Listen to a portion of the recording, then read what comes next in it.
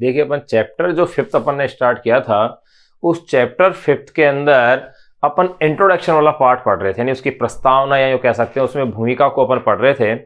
उस प्रस्तावना या भूमिका में अपन को 3 चीजें इसके अंदर पढ़नी थी। पहला अपन को पढ़ना था बल के बारे में, दूसरा अपन को पढ़ना था इसमें जड़त्वाघूर्ण। तो बल और जड़त्वाघूर्ण तो अपन पढ़ चुके थे पिछले लेक्चर में। अब अपन इसमें और बाकी रह गया है एक संवेग। देखिए संवेग अपने इस चैप्टर के बीच में दिया हुआ है, लेकिन अपन शुरू में इसलिए पढ़ रहे हैं क्योंकि इसका उपयोग होगा जब गति का अपन द्वितीय नियम पढ़ेंगे तो वहां संवेग यूज होगा। तो यहां अब अपन जो नेक्स्ट टॉपिक अपन स्टडी करने जा रहे हैं वो है संवेग, यानी कि मोमेंटम। संवेग या इसे आप कह दीजिए मोमेंटम। इसे अपन रेखीय संवेग भी कहते हैं। देखो रेखीय संवेग कह दो या संवेग कह दो, मतलब क्या है, एक ही है। जैसे अपन वेग कह दें अथवा रेखीय वेग कह दें, उसका भी मतलब एक ही है। इसी तरह से रेखीय त्वरण कह दो अथवा त्वरण कह दो, लेकिन कोणीय के साथ शब्द लग जाता है कोणीय त्वरण या कोणीय वेग। तो देखिए संवेग होता क्या है, जब कोई वस्तु गतिमान होती है तो उस गतिमान वस्तु के द्रव्यमान और वेग का जो गुणनफल है वही एक्चुअल में क्या है, संवेग है। तो मैं अपन कह सकते हैं किसी गतिमान वस्तु के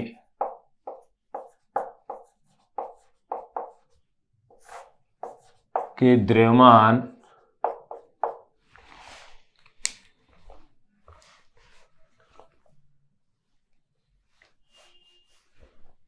किसी गतिमान वस्तु के द्रव्यमान को रिप्रेजेंट करेंगे अपन स्मॉल m से, यहां पर वे वेग v के गुणनफल को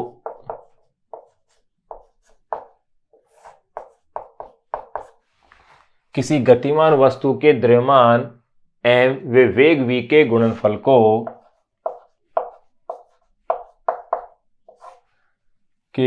को संवेग कहते हैं।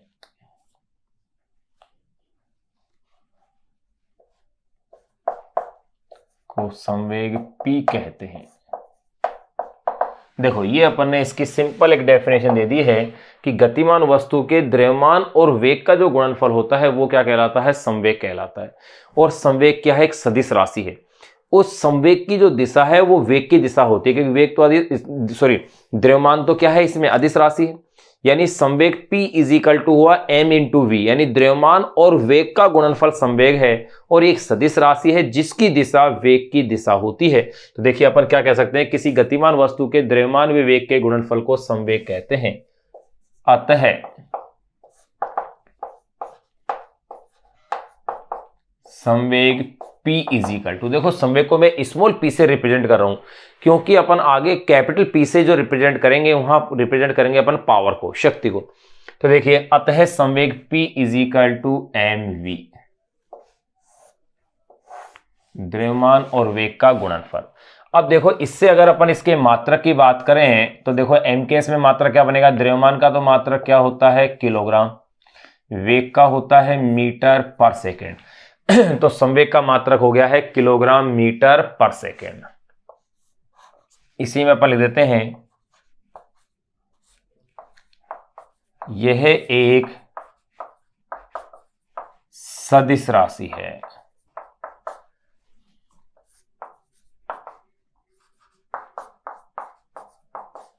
जिसकी दिशा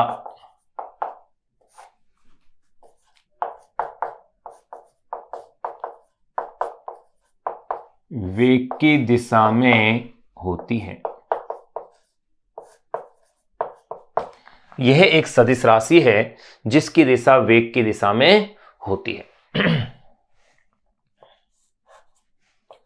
अगर सदिश राशि है तो आपको ध्यान है कि वेग की जो वैल्यू है वो पॉजिटिव और नेगेटिव दोनों संभव है।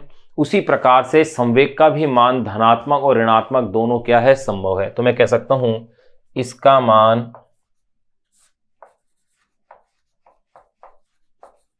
धनात्मक व ऋणात्मक संभव है। इसका मान धनात्मक व ऋणात्मक क्या है, संभव है। अगर इसे मैं सदिश रूप में लिखना चाहूं तो देखो P के ऊपर ये वेक्टर का साइन लगा दीजिए और V के ऊपर लगा दीजिए, क्योंकि M के ऊपर तो कोई वेक्टर का साइन होगा नहीं। अब यहां संवेग का जो मेरे पास फॉर्मूला आया है इसमें मैं तीन स्थितियां देख सकता हूं। पहली स्थिति कि द्रव्यमान नियत हो तब संवेग पर क्या प्रभाव पड़ेगा, दूसरे जब वेग नियत हो, और जब तीसरा जब संवेग क्या हो, नियत हो। तो देखिए भाई, नंबर 1, पहली स्थिति में मैं बात कर रहा हूं जब m इज इक्वल टू, या यूं कह सकते हैं m कैसा हो, नियत हो, यानी द्रव्यमान नियत हो। जब m नियत हो, अगर m नियत है तो आप गौर कीजिए P is equal to M B से। मैं इसको वेग को स्मॉल v से ले लेता हूं।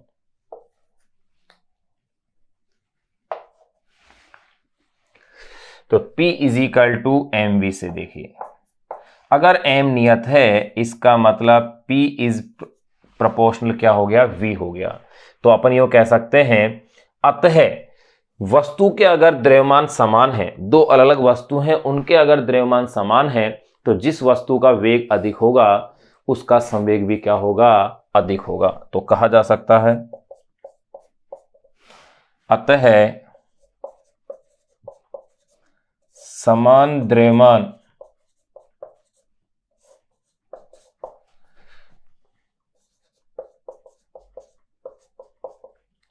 वस्तुएं होने पर, अतः समान द्रव्यमान की वस्तुएं होने पर अधिक वेग वाली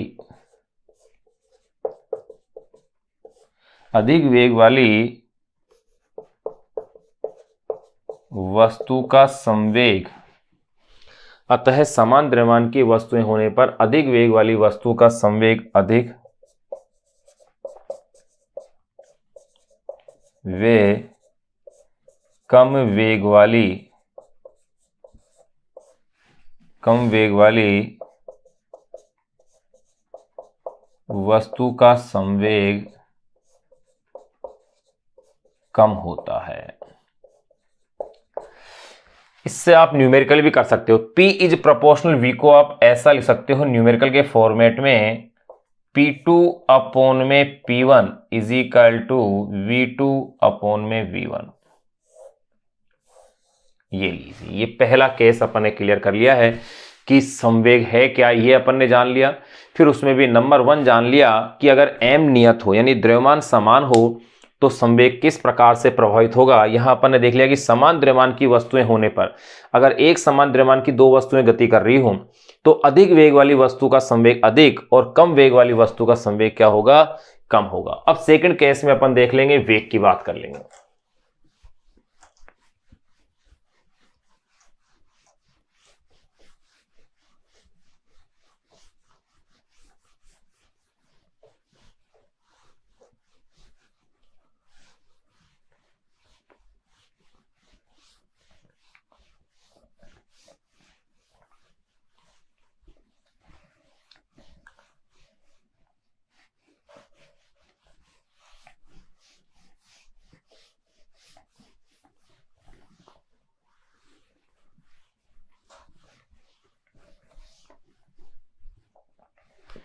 अब देखिए नंबर 2,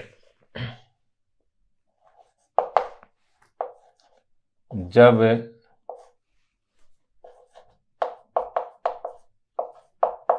वस्तुएं, ये कह सकते हैं जब दो भिन्न वस्तु यानी जिनका द्रव्यमान क्या हो, अलग अलग हो।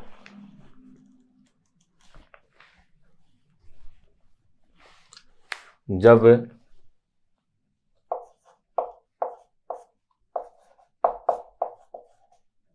दो भिन्न वस्तुएं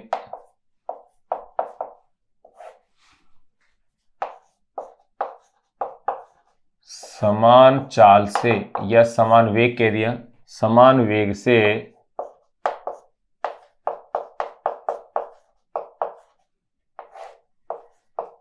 गतिमान हो तो अगर दो भिन्न वस्तुएं हैं यानी कि दोनों वस्तुओं का द्रव्यमान क्या है, अलग अलग है। अगर द्रव्यमान अलग अलग है लेकिन एक समान वेग से क्या कर रही हैं, गति कर रही हैं, तो देखिएगा सूत्र क्या है, P = mv से, यही सूत्र है। समान वेग से गतिमान हो, तो वेग अगर समान है तो आप क्या देख रहे हैं, P = m, यानी कि फॉर्मूले को यूं लिखा जा सकता है P2 अपॉन में P1 = m2 अपॉन में m1। तो यूं कहा जा सकता है, अतः समान वेग से गतिमान, अतः समान वेग से गतिमान दो भिन्न वस्तुओं में, दो भिन्न वस्तुओं में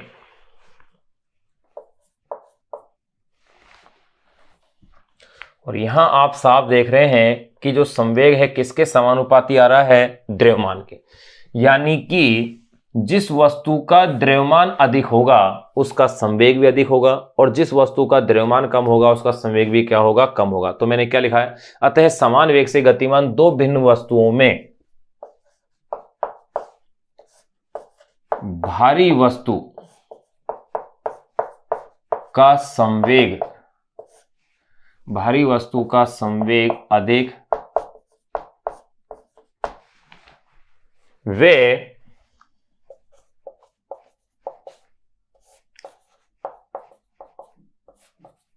हल्की वस्तु का संवेग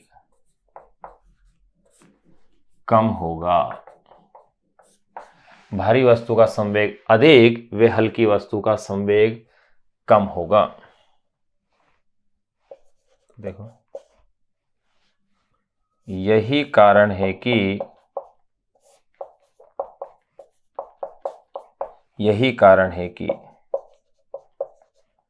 समान चाल से गतिमान, समान चाल से गतिमान ट्रक व कार में, यही कारण है कि समान चाल से गतिमान ट्रक व कार में से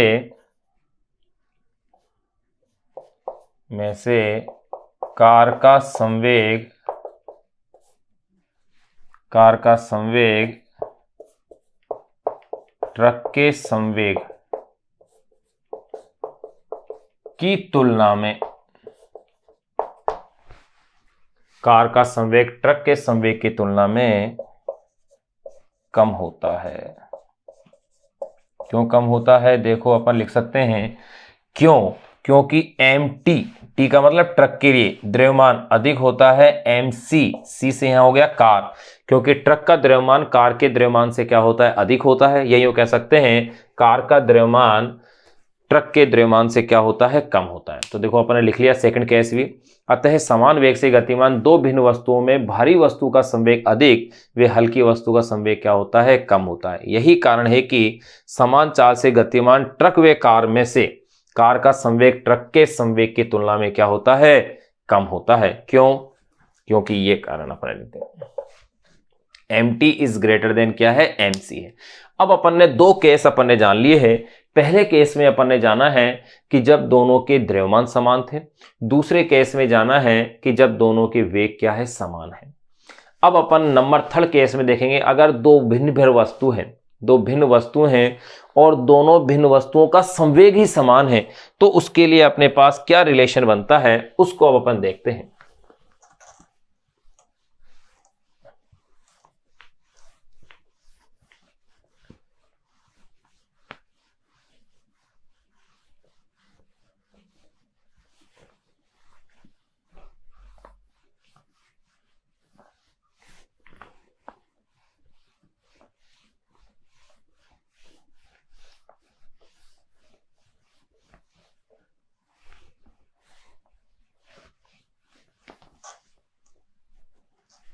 देखिए नंबर थर्ड,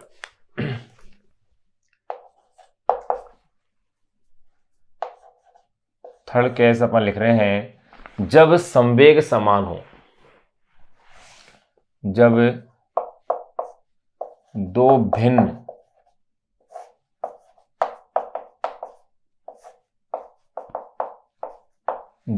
भिन्न वस्तुओं के संवेग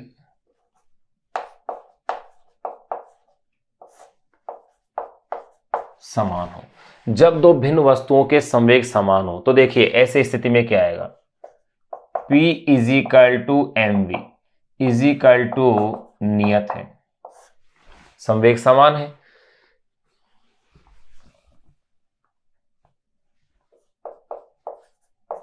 तो P is equal to M V is equal to नियत।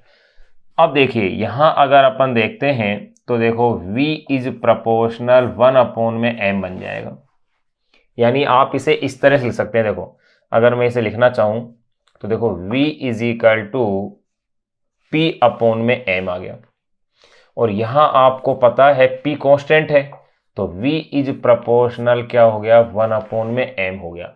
यानी समान संवेग से गतिमान दो भिन्न वस्तुओं में जिस वस्तु का द्रव्यमान कम होगा उसका वेग क्या होगा, ज्यादा होगा, और जिस वस्तु का द्रव्यमान ज्यादा होगा उसका वेग कम होगा। तो वापस कह रहा हूं, जिस वस्तु का द्रव्यमान कम होगा उसका वेग ज्यादा होगा, और जिसका द्रव्यमान ज्यादा होगा उसका वेग क्या होगा, कम होगा। तो अपन यूं कह सकते हैं, अतः समान संवेग से गतिमान, अतः समान संवेग से गतिमान दो भिन्न वस्तुओं, अतः समान संवेग से गतिमान दो भिन्न वस्तुओं में से जिस वस्तु का द्रव्यमान, जिस वस्तु का द्रव्यमान कम होगा उसका वेग, जिस वस्तु का द्रव्यमान कम होगा उसका वेग अधिक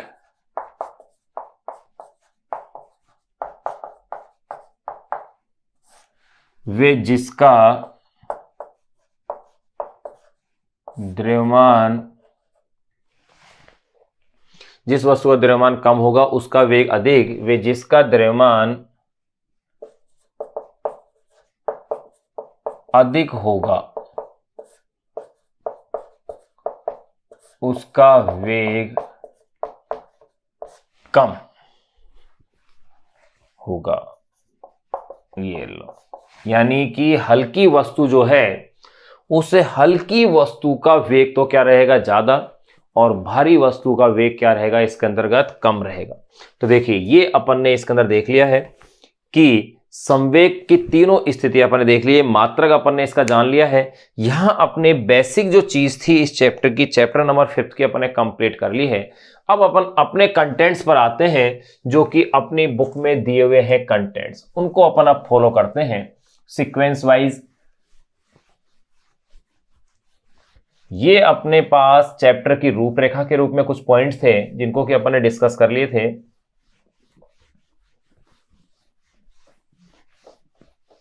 कि संवेग क्या है, द्रव्यमान क्या है, ये फिर इसके अलावा बल और जड़त्व, तीनों चीजें अपन ने इसकी जान ली हैं। अब जो टॉपिक अपन पढ़ने जा रहे हैं वो है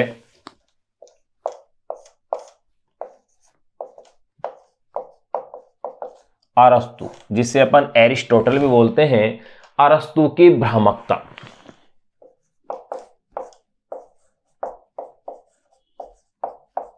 अरस्तु की भ्रामकता एवं गैलीलियो का निराकरण।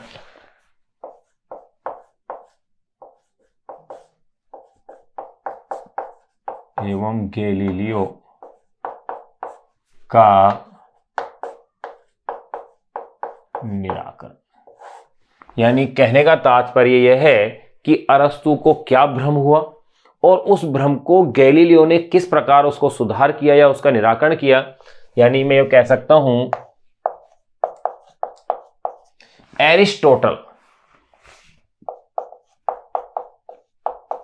एरिस्टोटल्स फैलेसी, यानी उसका भ्रम, Aristotle fallacy and Galileo's remedy,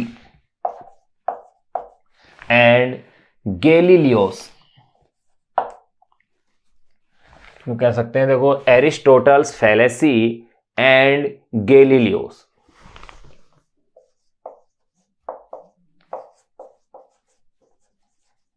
remedy. देखिए एरिस्टोटल का क्या भ्रम था। एरिस्टोटल ने दैनिक जीवन की कुछ घटनाएं देखी। एरिस्टोटल कहते हैं, अरस्तु कहते हैं, और एरिस्टोटल या अरस्तु ने क्या है, दैनिक जीवन में कुछ घटनाएं देखी। कैसी घटनाएं देखी कि जैसे धनुष से छोड़ा गया तीर, धनुष से जब तीर छोड़ा जाता है तो कुछ देर हवा में रहने के पश्चात वो क्या होता है, रुक जाता है। फिर उन्होंने क्या देखा कि अगर किसी अपन गेंद को लुढ़काते हैं, कि एक गेंद को पृथ्वी पर लुढ़काया जाता है तो वह कुछ दूर चल करके क्या होती है, रुक जाती है। इन्होंने और क्या देखा, जैसे कि खिलौना कार होती है, यानी टॉय कार जैसे अपन बोलते हैं, उसको जैसे अपन चला के छोड़ देते हैं और उस पर बाद में कोई पेशीय बल या अन्य कोई दूसरा बल नहीं लगाते हैं तो वो रुक जाती है। इन दैनिक जीवन के इन घटनाओं से या इन उदाहरणों से गति का एक नियम दिया अरस्तु ने, जिसे अपन अरस्तु का गति का नियम भी कहते हैं। उन्होंने ये कहा, अरस्तु ने कहा कि किसी पिंड को एक समान गतिशील अवस्था में रखने के लिए सदैव एक बाह्य बल की आवश्यकता होती है। ये अरस्तु ने कहा कि किसी भी वस्तु को एक समान अवस्था में रखने के लिए सदैव क्या है, बाह्य बल की आवश्यकता होती है। और यही अरस्तु का क्या था, भ्रम था, जिसको कि बाद में गैलीलियो ने, जो कि महान साइंटिस्ट हुए हैं, उन्होंने इस भ्रम को क्या किया, दूर किया कुछ एक्सपेरिमेंट के द्वारा। गैलीलियो ने क्या कहा, उन्होंने कहा कि एक समान गति के लिए बाह्य बल आवश्यक नहीं है, ये शब्द गैलीलियो ने कहा। जबकि अरस्तु ने क्या कहा, एक समान गति को बनाए रखने के लिए क्या आवश्यक है, बल। आप गौर कर रहे हैं, देखो बल की आवश्यकता पड़ रही है, शब्द बार बार काम आ रहा है। इसीलिए अपन ने इस चैप्टर के शुरू में बल के बारे में पहले जान लिया, इसी तरह से संवेग के बारे में भी जान लिया है, जड़त्व के बारे में जान लिया, क्योंकि तीनों चीजें अपने पास काम आएंगी। तो वापस देखें अरस्तु का क्या भ्रम है। अरस्तु की भ्रामिकता यह थी कि उन्होंने अपने दैनिक जीवन में कुछ घटनाओं के आधार पर यह निर्णय निकाला या ये निष्कर्ष निकाला कि कुछ घटनाओं को देखते हुए कि किसी वस्तु की एक समान गति को बनाए रखने के लिए क्या आवश्यक है, बल आवश्यक है।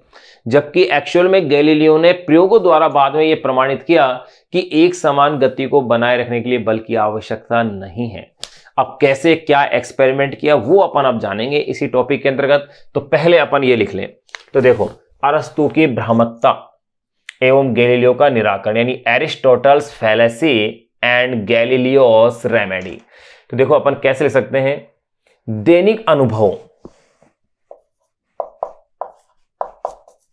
दैनिक अनुभव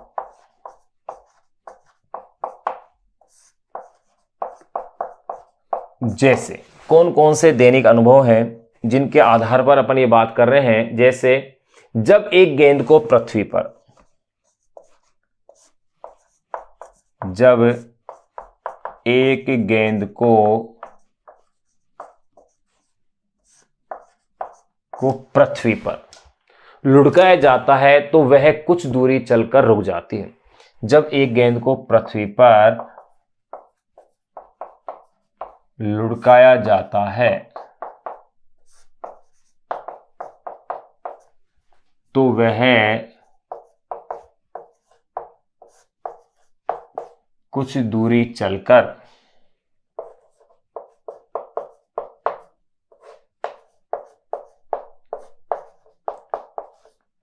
रुक जाती है। तो इन्होंने क्या कहा, इसका मतलब उसकी गति को बनाए रखने के लिए क्या आवश्यक है, बल है, क्योंकि उसके ऊपर बल नहीं है तो गेंद रुक गई। जबकि वास्तव में उनका भ्रम क्या था कि यहां अपन ने क्या देखा कि वस्तु के ऊपर क्या लगता है, घर्षण बल लगता है, इस वजह से वस्तु क्या हो रही है, रुक रही है।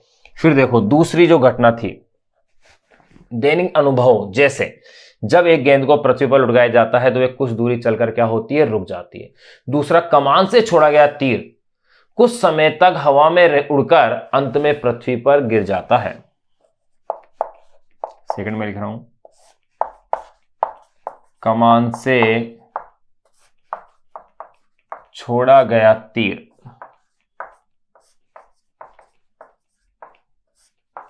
कुछ समय तक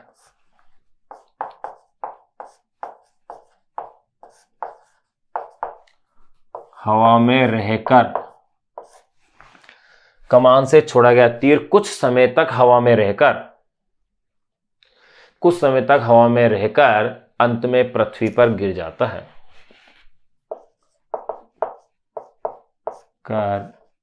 अंत में पृथ्वी पर गिर जाता है। एक तो ये घटना उन्होंने देखी। एक इन्होंने और क्या देखा, एक अपन तीसरा एग्जांपल और लिख सकते हैं कि एक खिलौना कार की गति को बनाए रखने के लिए उस पर बल या मांसपेशीय बल क्या है, आवश्यक है। एक खिलौना कार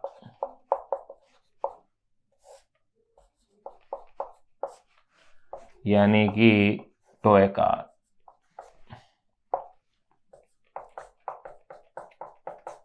की गति को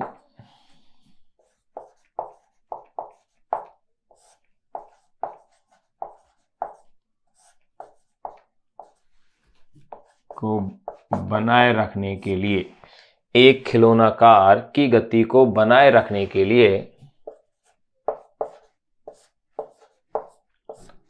उस पर पेशीय बल यानी मस्कुलर फोर्स, एक खिलौना कार की गति को बनाए रखने के लिए उस पर पेशीय बल या अन्य बल आवश्यक है।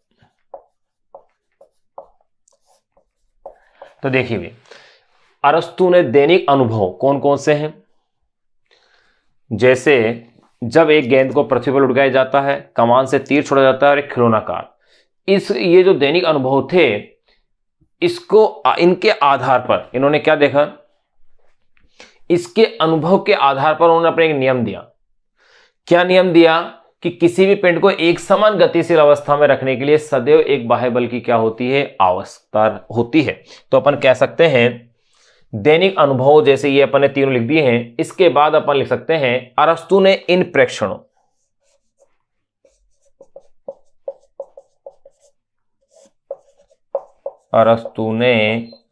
इन प्रेक्षणों को ध्यान में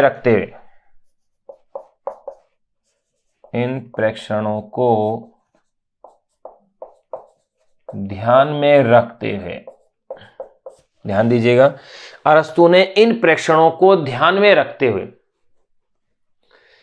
गति के नियम दिया,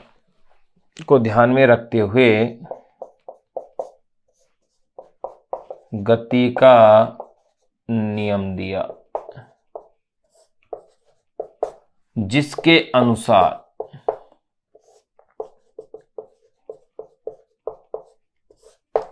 तो देखो अरस्तु ने क्या गति का नियम दिया उसको अपन जानेंगे। अरस्तु ने इन प्रेक्षणों को ध्यान में रखते हुए गति का नियम दिया, जिसके अनुसार इन्होंने क्या कहा कि किसी भी पिंड को एक समान गतिशील अवस्था में रखने के लिए सदैव एक बाह्य बल की क्या होती है, आवश्यकता होती है। तो देखो, किसी पिंड को या किसी भी वस्तु को, किसी भी बॉडी को, किसी पिंड को क्या कहा है, किसी पिंड को एक समान गतिशील अवस्था में रखने के लिए, किसी पिंड को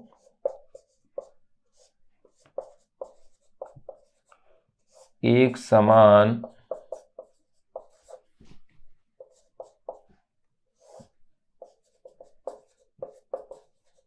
गतिशील अवस्था में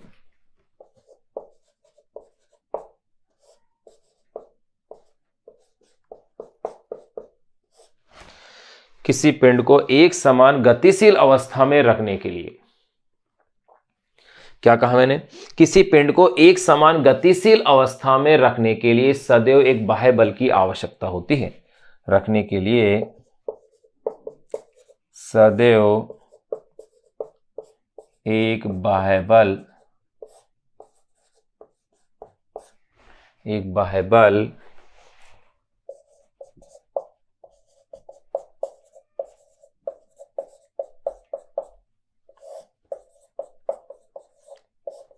बाह्य बल की आवश्यकता होती है।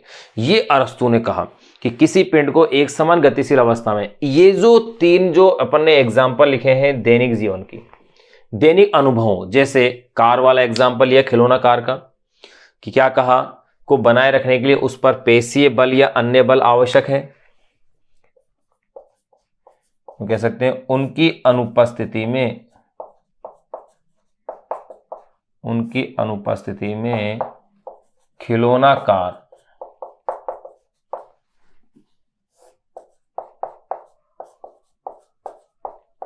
रुक जाएगी, यही तो होगा। तो देखो अरस्तु ने इन प्रेक्षणों को ध्यान में रखते हुए गति का नियम दिया। तो अरस्तु का गति का नियम है ये, जिसके अनुसार देखना न्यूटन के गति के नियम अलग है, यहां अपन किसके डिस्कस कर रहे हैं, अरस्तु के गति के नियम को। गति का नियम दिया जिसके अनुसार किसी पिंड को एक समान गतिशील अवस्था में रखने के लिए सदैव